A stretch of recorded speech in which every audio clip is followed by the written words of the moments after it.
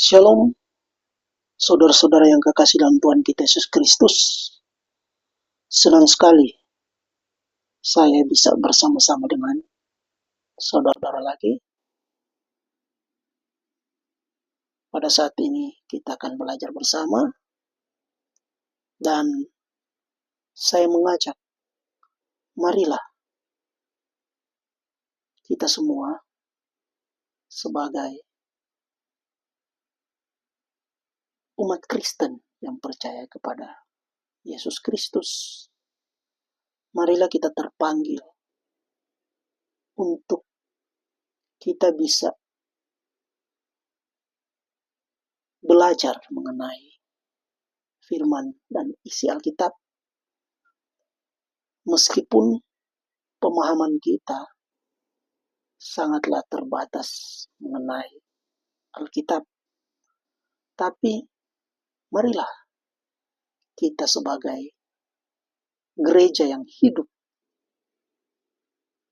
kita bisa merasa terpanggil untuk belajar dan untuk membagikan pemahaman kita tentang firman Tuhan, pemahaman kita tentang Alkitab, walaupun sangat terbatas. Tapi marilah kita merasa untuk terpanggil dan memiliki tanggung jawab untuk memberitakan firman Tuhan kepada saudara-saudara kita yang memiliki iman yang sama dengan kita, agar kita semua bisa memahami. Karena saya percaya bahwa di luar sana banyak sekali saudara-saudara kita yang memiliki iman yang sama dengan kita. Begitu terbatas atau begitu kurangnya pemahaman mereka tentang iman mereka, karena berbagai aktivitas-aktivitas duniawi yang mereka geluti, sehingga tidak memiliki waktu atau kurang memiliki waktu untuk belajar mengenai iman dan kepercayaannya. Baik, tanpa berlama-lama, kita lanjut pada topik kita pada saat ini. Saya mengambil topik kita adalah mengenai Tritunggal. Sebenarnya, apa itu Tritunggal? Dan istilah Tritunggal ini itu muncul pada saat kapan? Dan dasar Alkitabiah dari Tritunggal ini itu di mana? Serta makna dari Tritunggal dan contoh-contoh praktisnya dari Tritunggal dalam kehidupan kita itu sebenarnya bagaimana?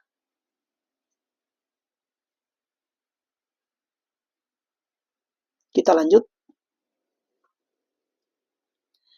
Jadi yang pertama, asal kata Tritunggal. Jadi Tritunggal itu berasal dari kata apa?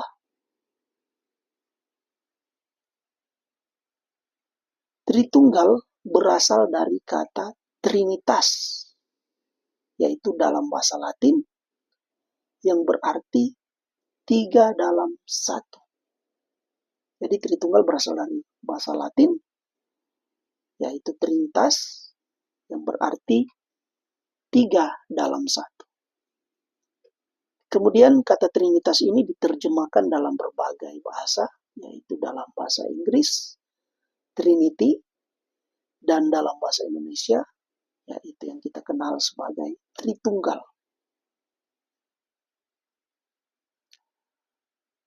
Lanjut. Istilah Trinitas berasal dari, jadi istilah Trinitas ini secara jelas ini berasal dari Tertullianus.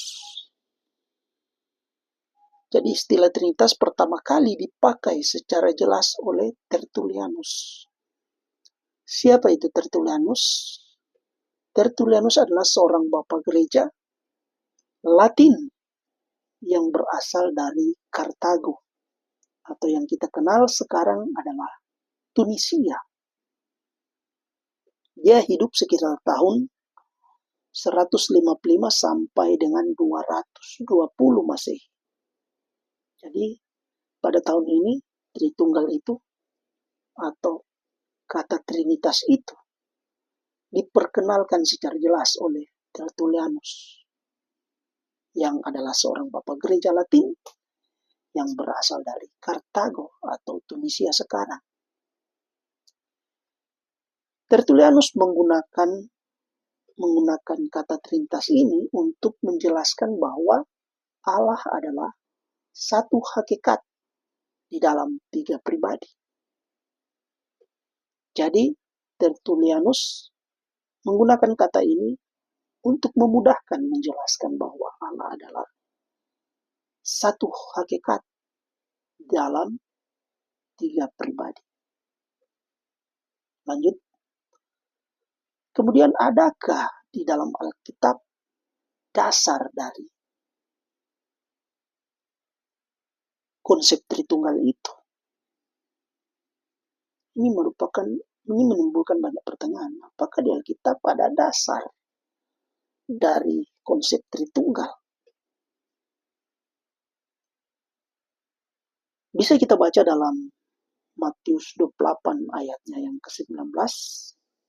Jadi Matius 28 ayat yang ke-19 itu berisi tentang Yesus menyuruh murid-muridnya membaptis di dalam nama Bapa, Putra, dan Roh Kudus.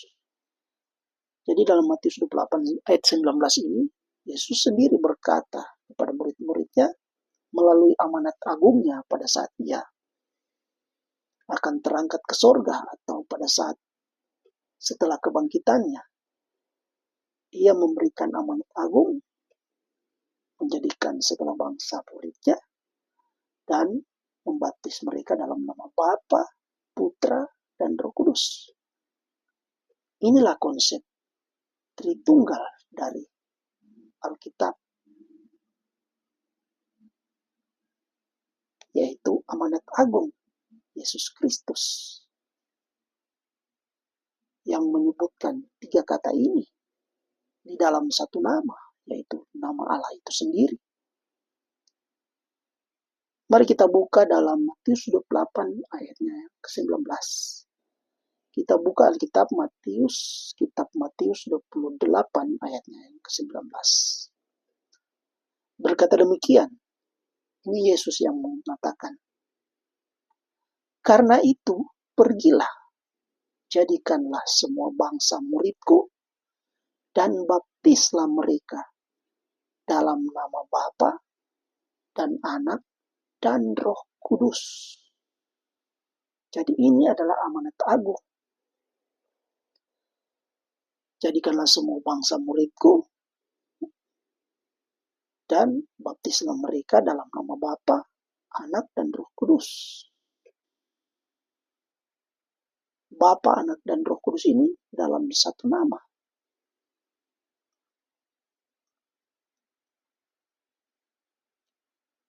Jadi perkataan ini diucapkan oleh Yesus Kristus kepada murid-muridnya setelah kebangkitan atau pada saat Ia akan naik ke sorga.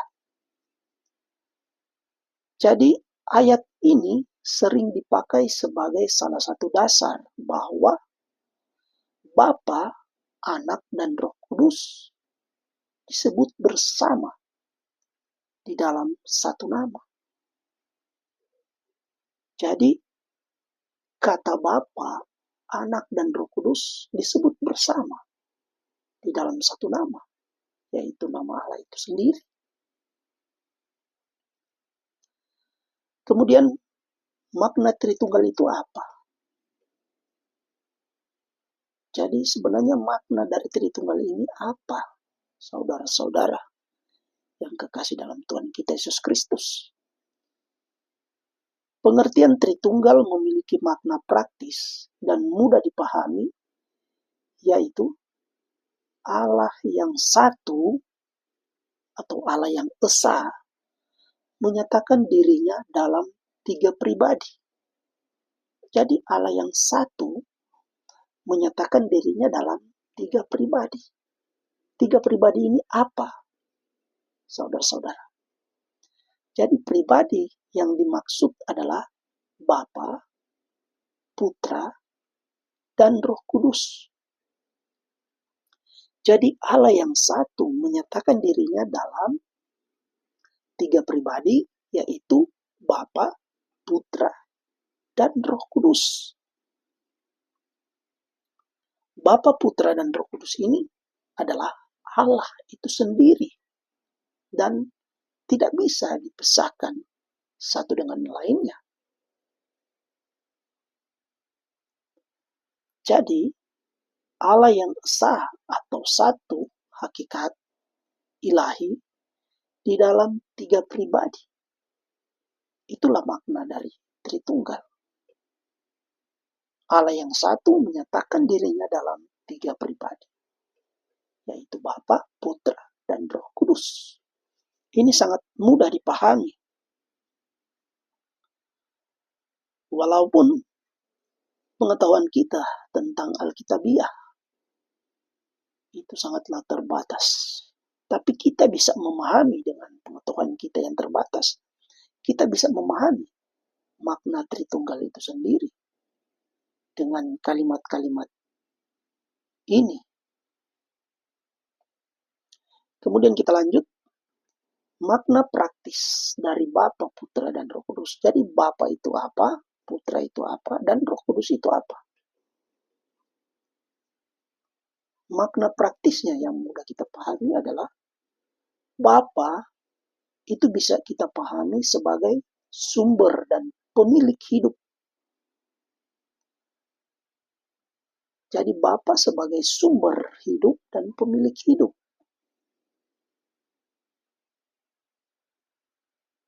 Itulah makna Bapa. Kemudian lanjut yang kedua, Putra, makna Putra itu bisa dipahami sebagai Allah yang menyatakan dirinya di dalam tubuh manusia, yaitu Yesus Kristus. Atau firman Allah yang berinkarnasi atau menjelma menjadi manusia di dalam diri Yesus Kristus yang kita sembah. Bisa dipahami ini? Kemudian yang ketiga, makna Roh Kudus.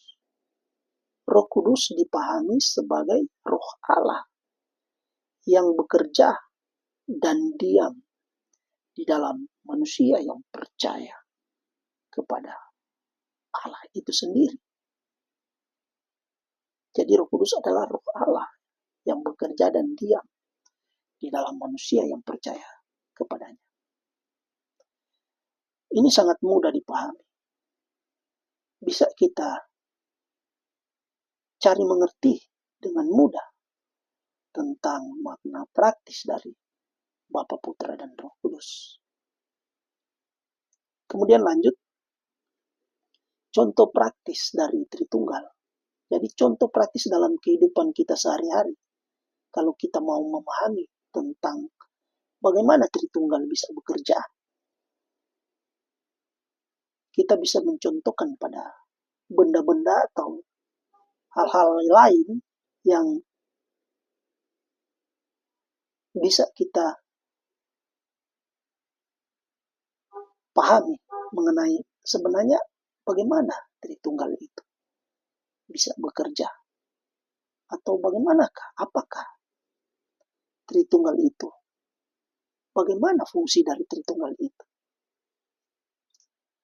Jadi saya mengambil contoh yang pertama yaitu matahari.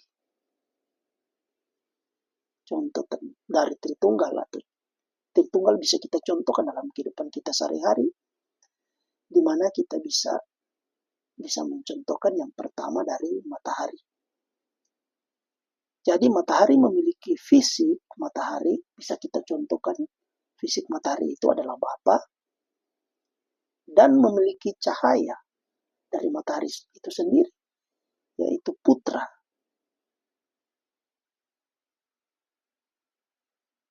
Kemudian, dan bila cahaya matahari itu terkena di kulit kita, itu akan terasa panas, yaitu Roh Kudus.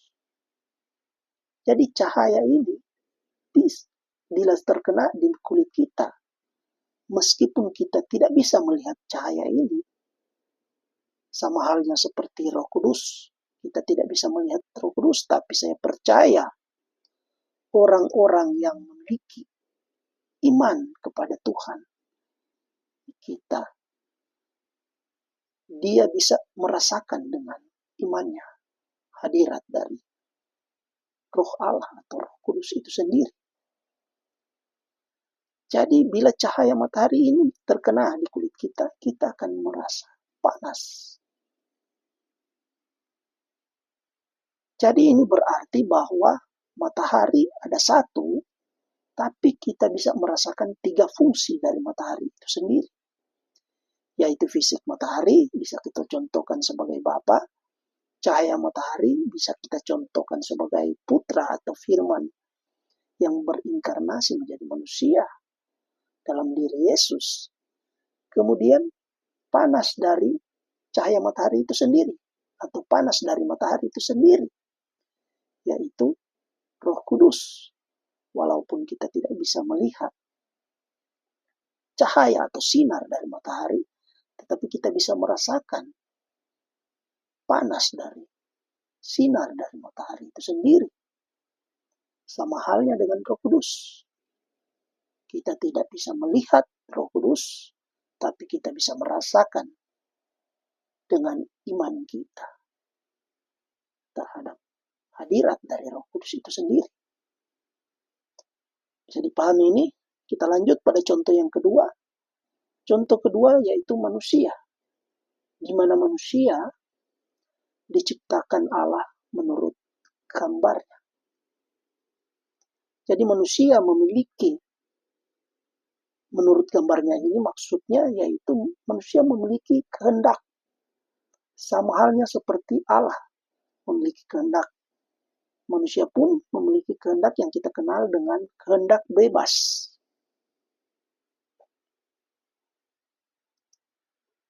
Kemudian manusia juga memiliki, contoh praktis dari Tritunggal, manusia memiliki tubuh, kita contohkan sebagai Allah. Kemudian manusia memiliki jiwa, kita contohkan sebagai Roh Kudus. Dan manusia memiliki akal atau pikiran, sehingga manusia juga memiliki kata-kata yang keluar dari mulut manusia. Bisa kita contohkan sebagai firman Allah atau Putra atau Yesus itu sendiri. Jadi tubuh, jiwa, dan akal atau kata-kata manusia ini tidak bisa dipisahkan dari manusia itu sendiri. Manusia yang satu memiliki tubuh, memiliki jiwa, dan memiliki akal yang bisa berpikir dan mengeluarkan kata-kata yang keluar dari mulut manusia itu sendiri. Jadi 3 fungsi, hakikatnya adalah satu manusia.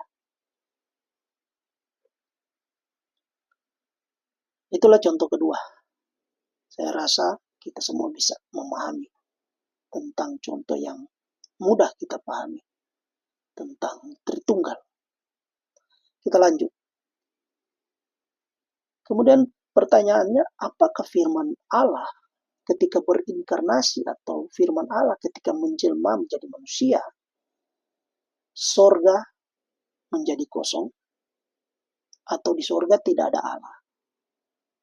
Ini juga menimbulkan banyak pertanyaan. Dan banyak hal yang saya rasa penting untuk mengkaji tentang pertanyaan-pertanyaan ini. Jadi perlu diketahui, saudara-saudara, Allah itu Allah yang kita sembah, Allah umat Kristen adalah Allah yang tidak dibatasi dengan ruang dan waktu.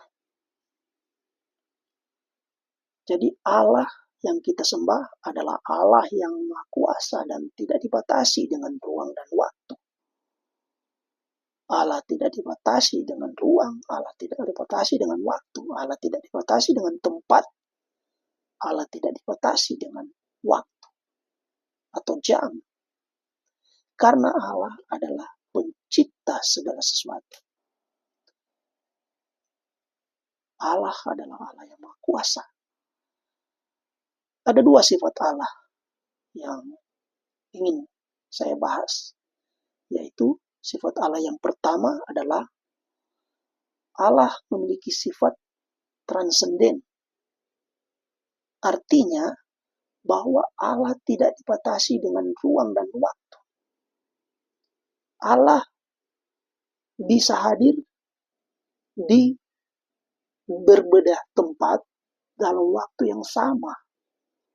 Karena Allah itu adalah Allah yang Maha Kuasa. Allah yang kita sembah adalah Allah yang Maha Kuasa. Jadi Allah bisa hadir di tempat A, Allah juga bisa hadir di tempat B dalam waktu yang sama. Karena Allah itu adalah Allah yang tidak terbatas. Allah itu tidak dibatasi dengan pikiran manusia yang sangat terbatas. Perlu diketahui, saudara-saudara, segala hal yang mustahil bagi manusia adalah sangat mungkin bagi Allah. Karena Allah yang kita sembah adalah Allah yang Maha Kuasa, pencipta alam semesta. Kemudian yang kedua, sifat Allah adalah omnipresent. Allah itu maha hadir. Allah bisa hadir di mana saja. Jadi, Allah yang Maha Kuasa dan manusia yang terbatas pemahamannya tidak bisa memahami Allah yang tidak terbatas oleh segala sesuatu. Jadi Allah tidak bisa dibatasi dengan pikiran kita yang sangat terbatas atau pikiran manusia yang sangat terbatas. Karena Allah adalah Allah yang Maha Kuasa. Kita lanjut. Contoh praktis dalam kehidupan sehari-hari mengenai firman, mengenai sifat Allah, mengenai Tritunggal. Yang pertama yaitu seperti firman Allah, yakni rema. Jadi firman Allah itu adalah rema atau perkataan Allah yang timbul dari logos atau pikiran Allah. Sama seperti kita. Kita kalau mau berkata, kita berpikir. Kemudian kita mengeluarkan kata-kata kita yang berasal dari pikiran kita. Itulah firman Allah. Firman Allah yakni rema atau perkataan Allah yang timbul dari logos atau pikiran Allah yang menjadi manusia di dalam diri Yesus dan menyampaikan pesan Allah kepada manusia. Jadi ini contoh praktis dari firman. Firman itu adalah perkataan Allah yang timbul dari akal Allah atau pikiran Allah. Kemudian berinkarnasi atau menjelma menjadi manusia di dalam tubuh Yesus itu sendiri. Sehingga Yesus atau Allah bisa menyampaikan pesannya melalui tubuh manusia yang bisa berkomunikasi langsung dengan manusia. yaitu di dalam diri Yesus Kristus itu sendiri. Makanya Yesus Kristus kita kenal sebagai firman Allah, yakni perkataan Allah yang keluar dari pikiran Allah, yang menjelma menjadi manusia untuk menyampaikan pesan Allah kepada manusia. Kemudian tentu pada waktu Yesus di dunia, atau firman Allah yang menjelma menjadi manusia, tentu sorga tidaklah kosong. Karena Allah adalah Allah yang maha kuasa dan omnipresent atau maha hadir, seperti yang sudah saya jelaskan tadi. Kemudian ada contoh juga berikut, yaitu contoh dalam kehidupan kita sehari-hari mengenai untuk memahami firman Allah. Ini satu contoh, yaitu bila kita menelpon teman kita menggunakan HP, handphone, atau telepon, teman kita bisa mendengarkan suara kita meskipun tubuh kita tidak bersama-sama dengan dia.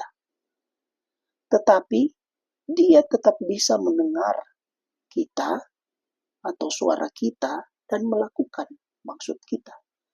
Jadi itulah firman Allah. Jadi bila kita menelpon teman kita bisa mendengar suara kita meskipun tubuh kita tidak bersama-sama dengan teman kita.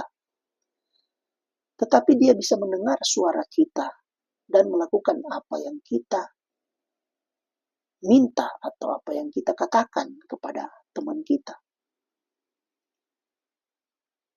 Suara kita itulah bisa kita contohkan sebagai firman Allah atau suara Allah atau perkataan Allah.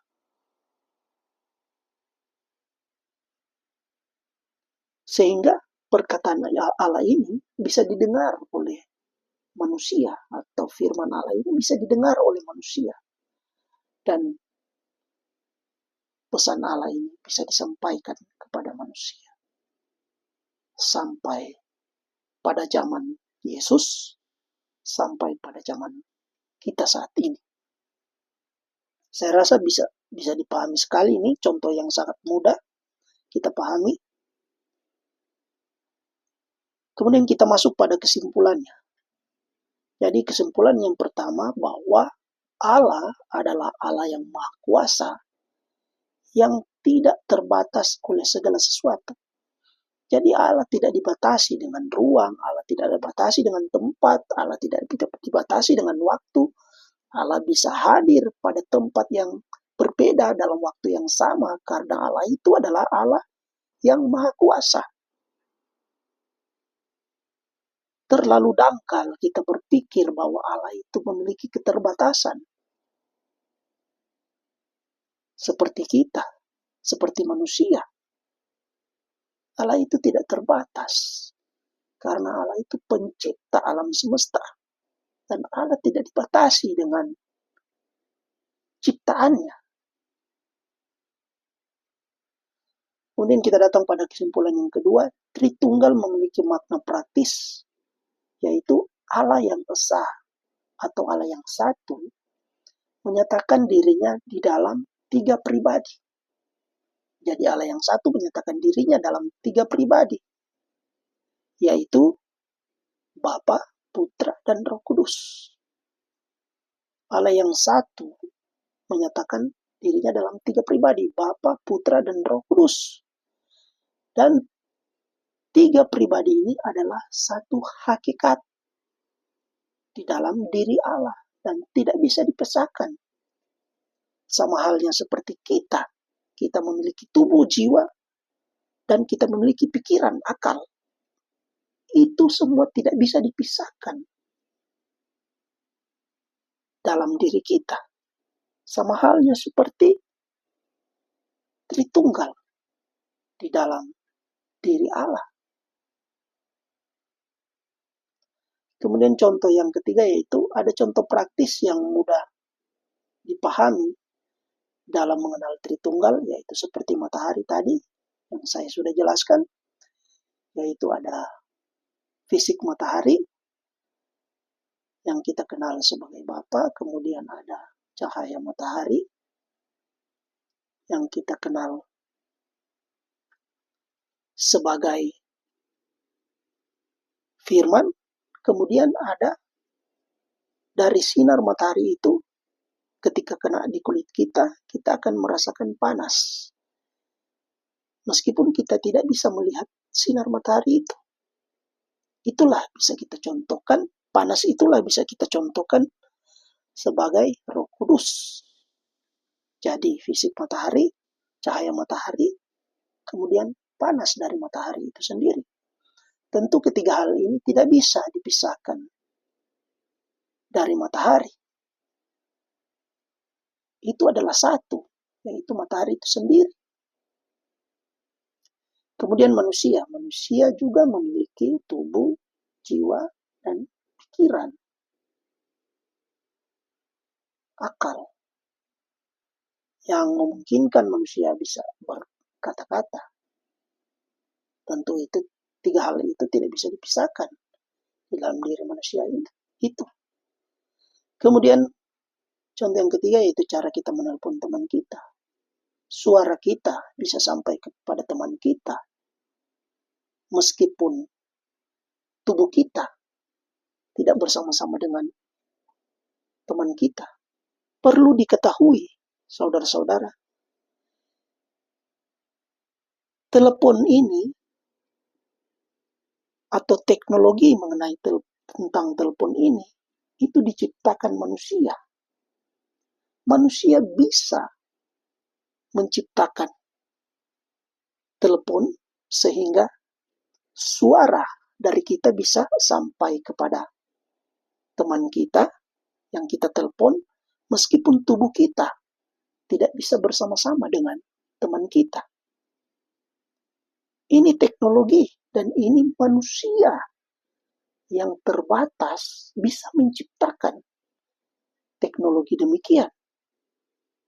Apalagi Allah yang sangat tidak terbatas, yang sangat berkuasa, yang merupakan pencipta alam semesta, yang tidak dibatasi dengan segala sesuatu, tentu bisa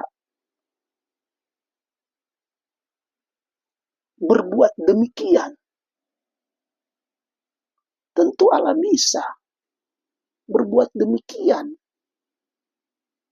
Manusia saja bisa berbuat teknologi demikian. Apalagi Allah yang Maha Kuasa. Ini perlu dicatat ini. Saudara-saudara, manusia saja bisa menciptakan teknologi telepon ini. Apalagi Allah yang Maha Kuasa. Tentu sangatlah mungkin, sangatlah bisa Allah melakukan hal yang demikian. Saya rasa sampai di sini pembahasan kita mengenai Tritunggal. Marilah kita semua bisa merasa terpanggil karena kita adalah gereja-gereja yang hidup dan memiliki tanggung jawab untuk memberitakan pesan Tuhan kita Yesus Kristus kepada saudara-saudara kita yang satu iman, yang membutuhkan pemahaman tentang iman dan kepercayaan yang dia anut. Saya rasa demikian. Sekian, kiranya Tuhan Yesus memberkati kita semua. Amin.